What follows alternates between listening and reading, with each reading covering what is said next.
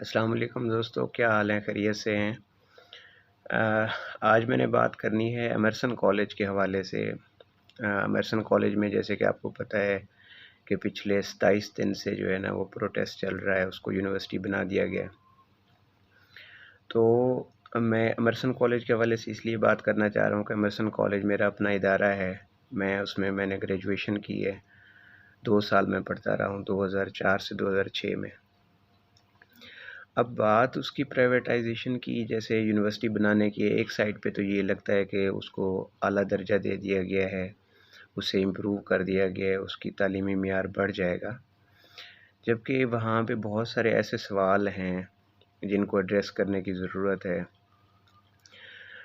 ایک تو یہ ہے کہ ہمارے ہاں تعلیم کے لیے جو ایجوکیشنل پلاننگ اینڈ مینجمنٹ ہے وہ انتہائی ضروری ہے۔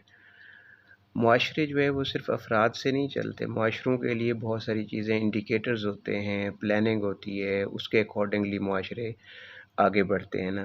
جس طرح افراد کا آگے بڑھنا ضروری ہوتا ہے، اسی طرح معاشرے کا بڑھنا بھی آگے ضروری ہوتا ہے۔ اس کے لیے پلاننگ اور مینجمنٹ انتہائی ضروری ہوتی ہے۔ کوئی بھی معاشرہ پلاننگ اور مینجمنٹ کے بغیر نہیں چل سکتا۔ ہمارے ہاں ایک ایجوکیشنل سبجیکٹ پڑھایا جاتا ہے، ایجوکیشنل پالیسی اینڈ مینجمنٹ۔ تو لیکن افسوس سے کہنا یہ پڑتا ہے کہ ہم اس پروگرام میں صرف وہ طالب علم آتے ہیں جن کا اور کہیں پہ ایڈمیشن نہیں ہو پا رہا ہوتا نا۔ تو اب دیکھیں، ہماری آبادی جس ریشو سے بڑھ رہی ہے، اس کے حوالے سے اس کے ساتھ ساتھ ہماری تعلیمی جو پالیسی ہے، مینجمنٹ ہے، وہ نہیں ہے۔ تعلیم کا بجٹ جو ہے ہمارے ہاں سب سے زیادہ کم ہوتا ہے۔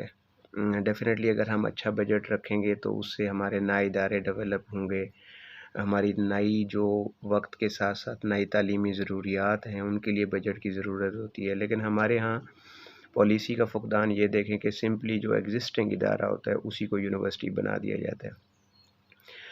یونیورسٹی بنانا اتنا مشکل بھی نہیں ہے اور اتنا آسان بھی نہیں ہے جتنا ہم سمجھتے ہیں نا۔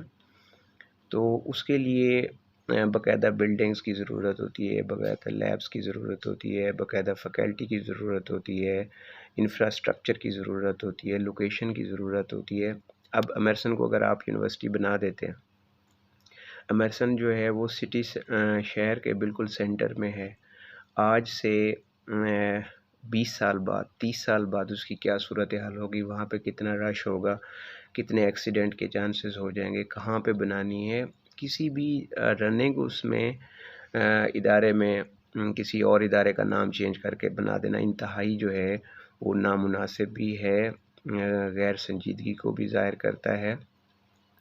تو بیسیکلی میرا کہنے کا مقصد یہ ہے کہ جو بڑے ایڈوانس کنٹریز ہیں وہ جہاں پہ شہر بساتے ہیں اس کے ساتھ ایک تعلیمی انہیں پتہ ہوتا ہے کہ یہاں کے رہنے والے افراد نے تعلیم بھی حاصل کرنی ہے، یہاں کے رہنے والے افراد کو ایک پارک کی بھی ضرورت ہے، یہاں پہ رہنے والے افراد کو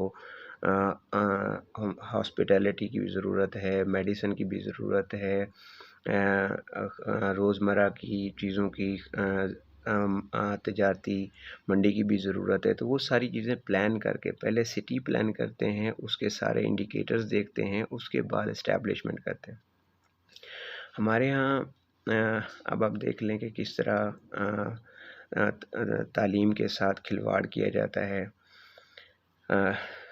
تقریباً یہ 100 سال پرانا ادارہ ہے، پچھلے 2019 میں اس نے اپنی 100 سالہ تقریبات سیلیبریٹ کی ہیں اور اب اسے یونیورسٹی کا درجہ دے کرنا۔ اب طلبہ جو ہے وہ 27 دن ہو گئے ہیں احتجاج کر رہے ہیں، لیکن گورنمنٹ نے اس کی ایک بھی نہیں سنی۔ اب وہ احتجاج جو ہے وہ پھیلتا ہوا ہمارے دوسرے تعلیمی اداروں میں بھی پھیلتا جا رہا ہے۔ لیا کالج میں احتجاج ہو رہا ہے، گوجرانوالہ احتجاج ہو رہا ہے، ملتان کے دوسرے کالجز میں احتجاج ہو رہا ہے۔ اب اس سے کیا ہوگا؟ ہم دو نتیجے نکالتے ہیں کہ فار ایگزامپل 2 مہینے بعد یا 1 مہینے بعد گورنمنٹ جو ہے اپنا یہ نوٹس واپس لے لیتی ہے۔ اس سے یہ ہوگا کہ تعلیمی اداروں کی جو تعلیم کے حوالے سے نقصان ہوا ہے، آلریڈی ایک کووڈ-19 کی وجہ سے ہمارے تعلیمی سیکٹر نے اتنا سفر کیا ہے۔ دوسرا یہ ہوگا کہ 2 مہینے سے طلبہ جو ہے وہ سڑکوں پر ہیں۔ مجھے بڑا افسوس ہوا میں نے دیکھا جو میرے ٹیچر مجھے پڑھاتے تھے وہ سڑک کے اوپر ایمرسن کالج کے باہر سڑک کے اوپر نیچے بیٹھے ہوئے تھے، تو طلبہ بھی جو ہے وہ سڑکوں پر بیٹھے تھے ان میں گرلز بھی تھیں، ان میں بوائز بھی تھے۔ اب وہ ڈیمانڈ کیا کر رہے ہیں کہ جی ہمارا جو ایجوکیشنل رائٹ ہے سستی تعلیم کا وہ ہمیں دیا جائے، لیکن 27 دن گزرنے کے باوجود بھی جو ہے اس کی طرف کوئی توجہ نہیں دی گئی۔ ضرورت اس بات کی ہے، ہمارے ہاں ہم کہتے ہیں کہ ہم دوسرے ممالک سے پیچھے کیوں ہیں، اس کی ریزنز ہوتی ہیں۔ جب ہم ایجوکیشن کو پلان نہیں کرتے تو معاشرہ پلان نہیں ہوتا۔ تو HEC کو یا ہائر ایجوکیشن کمیشن پنجاب نے کس طرح یونیورسٹی کا نوٹیفیکیشن نکال دیا، کن گراؤنڈز کے اوپر کون سی فیسلٹیز دیکھیں کہ یونیورسٹی کے لیے یہ پیرامیٹرز ہوتے ہیں وہ بجائے ایک نیو یونیورسٹی اسٹیبلش کرنے کے اسی کالج کو جو ہے وہ مرج کر دیا گیا۔ افسوس ہوتا ہے مطلب اداروں کے کہ وہ میرا اپنا ادارہ ہے، میں اس میں پڑھتا رہا ہوں، ڈیفینیٹلی میں بھی اس کو آئیڈیلائز کرتا ہوں۔ اٹ واز ویری سیڈ جب میں نے ان کو دیکھا کہ میرے کالج کے طالب علم جو ہے وہ سڑکوں پر بیٹھے ہیں، تو مجھے بہت افسوس ہوا ہے۔